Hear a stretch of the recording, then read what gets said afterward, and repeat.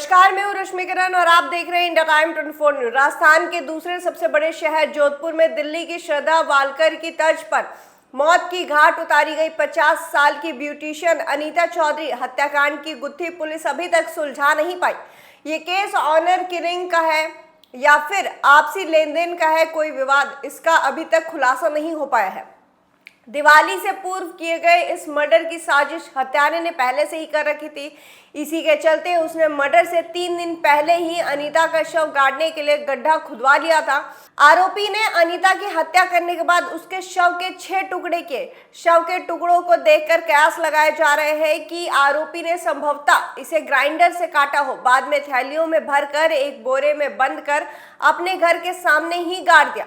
Police की जांच में सामने आया है कि आरोपी ने बेहद शातिरता तरीके से मर्डर किया है। वो इसके लिए लंबी साजिश करके बैठा था। अनीता प्रॉपर्टी डीलिंग का कारोबार भी करती थी। इस पूरे केस में 40 लाख रुपए की लेन देन की बात भी सामने आ रही है।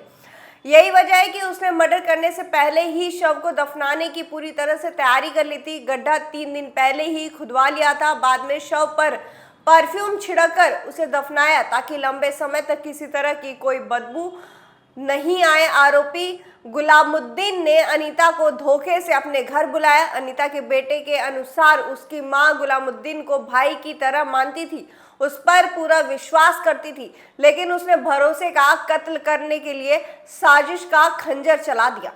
सूत्रों के मुताबिक पुलिस केस की कड़ी से कड़ी जोड़ने के लिए दिन रात जुटी हुई है, लेकिन हत्या का मुख्य कारण अभी तक सामने नहीं आ पाया है।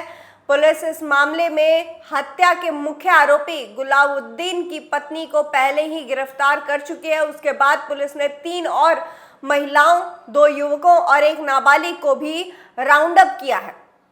उनसे भी पूछताछ की जा रही है, लेकिन गुलामुद्दीन का अभी भी कोई सुराग नहीं मिल पाया है। दूसरी तरफ परिजनों ने मृतक शव उठाने से इनकार कर दिया है। अनीता का शव एम्स अस्पताल की मॉर्चरी में रखा हुआ है। उसके परिजन तेजा मंदिर में धरने पर बैठे हैं। आरएलपी नेता संपत यूनिया ने एक व्यवसायी पर हत्या करवाने का आरोप लगाया है। पुलिस फिलहाल सभी एंगल से केस की जांच में जुटी हुई है, लेकिन हत्या की जड़ की वजह अभी तक उसके हाथ नहीं लग पाई है। ये केस जोधपुर की ही नहीं बल्कि पूरे राजस्थान में चर्चा का विषय बना हुआ है।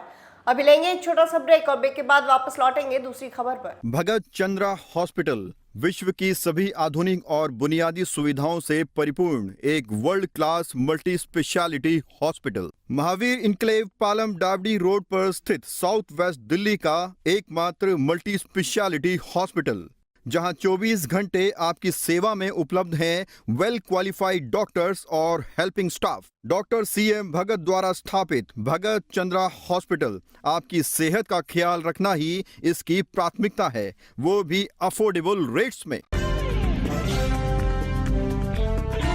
ब्रेक के बाद आपका स्वागत है। नरेला औद्योगिक क्षेत्र में 4 किशोरों ने 2 लोगों की चाकू मारकर हत्या कर दी। हादसे के शिकार कर्मचारी वेतन और बोनस लेकर जा रहे थे। इस वजह से डकैती की वारदात का संदेह है। पुलिस कई संभावित एंगल से मामले की जांच कर रही है। पुलिस ने कहा है कि 13 से 16 साल की उम्र के 4 नाबालिगों को हिरासत में लिया गया है और उनसे पूछताछ की जा रही है। बवाना में JJ कॉलोनी के निवासी पीड़ितों के परिवार के सदस्यों को डकैती का संदेह है, क्योंकि वो लोग उस समय अपना वेतन और दिवाली बोनस लेकर जा रहे थे। सीनियर पुलिस अधिकारी रोड रेस की संभावना सहित सभी पहलुओं की जांच कर रहे हैं। पीड़ितों की पहचान इरशाद और फैजान के रूप में हुई है, जो बवाना में G ब्लॉक के पास घायल पाए गए और अस्पताल में उन्हें मृत घोषित कर दिया गया।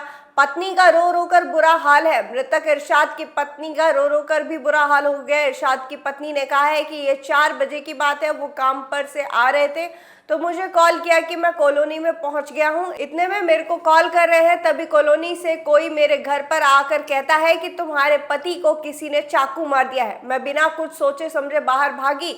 मेरे पेट में बच्चा है 6 महीने का। मैं कुछ भी नहीं देखी, उनके पास दौड़कर चली गई। जब मैंने देखा तो वो बुरी तरह से घायल थे। इरशाद की मां ने सुनाई आप बीती। मृतक इरशाद की मां ने कहा कि बातचीत वही होगी ना, बाइक के लिए झगड़ा बाइक को लेकर हुआ था। घटना उनके घर के ठीक सामने घटी। मामला 2 महीने पुराना था। जान गंवाने वाले दूसरे लड़के का नाम फैजान है। जी हाँ, दोनों लड़के की जान चली गई है। इस खबर में फिलहाल इतना ही। देश और दुनिया की तमाम खबरों के लिए आप बने रहिए हमारे साथ और देखते रहिए इंडिया टाइम 24 न्यूज। खबरों से खबरदार रहने के लिए चैनल को सब्सक्राइब करें और प्रेस करें बेल आइकन।